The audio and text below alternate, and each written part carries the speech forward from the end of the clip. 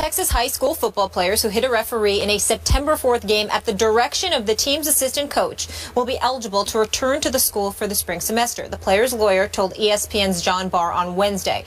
The two John Jay high school players, 15-year-old Victor Rojas and 17-year-old Michael Moreno, have been assigned to an alternative school as punishment and have been prohibited from even watching John Jay games as spectators.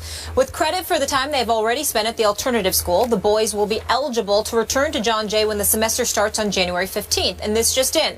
Mac Breed, the assistant coach from John Jay High School in San Antonio, who is accused of directing the two players to blindside an official during a game, has resigned, according to his attorney. Stephen A., from what you know now, are you okay with those two kids returning to school?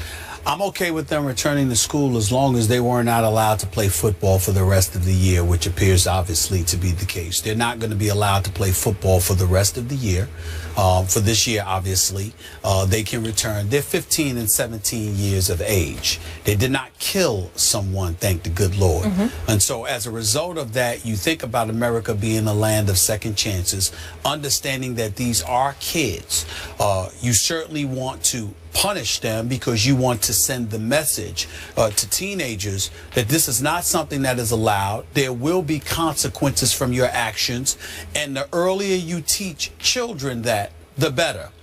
In this day and age, you shouldn't only be teaching that to children, you should also be reminding parents of that as well, because you don't want parents walking around acting like their children are victims when you just finished victimizing somebody else, because that makes you know better. In fact, it makes you worse, because you're the adult, which means you're supposed to know better, which means that if you're giving that kind of impression, you know you're even more reprehensible than the kids.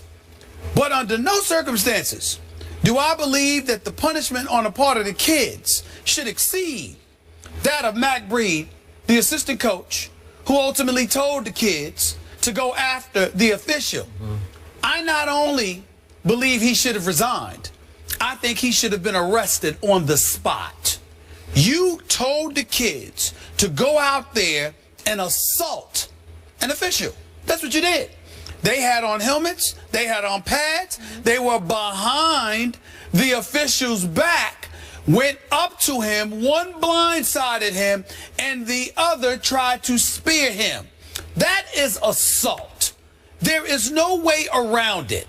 And the fact that an adult who happens to be a coach literally instructed the kids to do this, I believe he should be held even more accountable than the kids. I will give him credit for this. According to the reports, whether it was the head coach or the principal, I don't recall, he asked what was going to happen to these kids. When he was told that they were going to be expelled, he immediately came forward and said, I put them up to it.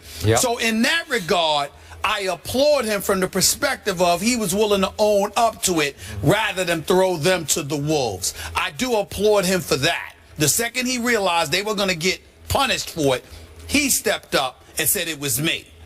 But that doesn't negate the fact that he basically had these kids assault these officials. And as far as I'm concerned, I'm not saying he should spend 10 years in jail or something like that, but there should be an arrest on his record. He should be arrested for assault immediately. They should be knocking on his door today to arrest that man for having that official assaulted, regardless of whether he used the N-word and other racial epithets. I'm not excusing that official. That is inexcusable, and that official should be dealt with if indeed it was true, even though that official is categorically denying it. But we live in a civilized society, and we have to send the message that just because somebody says something to you that you don't like does not give you the license to physically assault them, particularly when you're doing so behind their back instead of standing up in front of their face.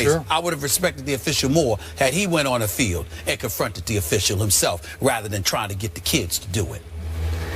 Okay, so I have absolutely no problem with these two kids being allowed to return next semester to school. That's right. And I told you from the start, in no way can you justify those two kids trying to running into that official.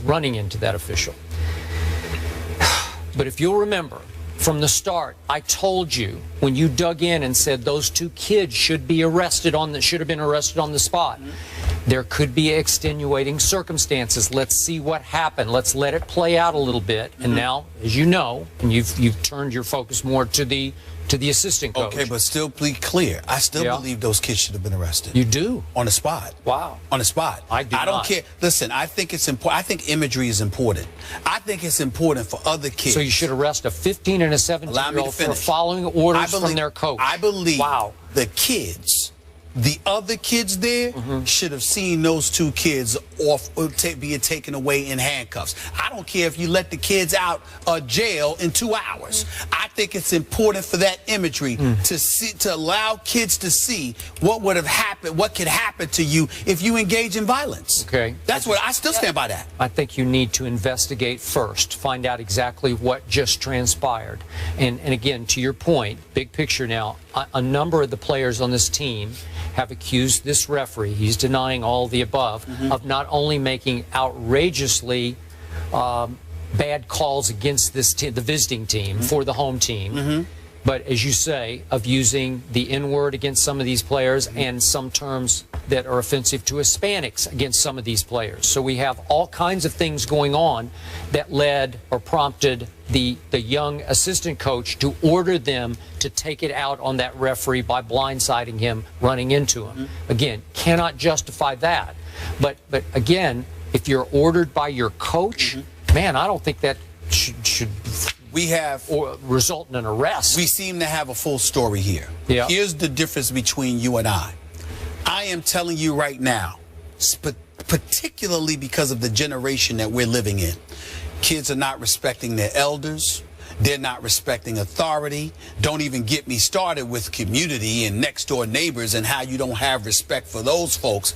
I think imagery is essential to the upbringing of kids. Okay. You cannot assault a referee, even on a coach's orders, and then walk off the field like nothing happened and get to show up on Good Morning America with George Stephanopoulos talking about we were ordered to do it, and that's the repercussion. I am not in any way advocating that those kids should have been thrown behind bars. What I'm saying is it's incredibly important that they should have been arrested on the spot, even if it's something that's going to be expunged in a week. They should have been arrested on the spot, taken away by the cops for assaulting the police officer. The difference between my feeling about the kids and the coach is that I think after that you let them go, you keep them off the football team, but you allow them to return to school. Whereas with the coach, if you arrest them, they're going to spend at least one night in jail. That's fine. You can't get to the bottom of it. You know what? You know, ain't nothing wrong with one night. But the other part about it is this: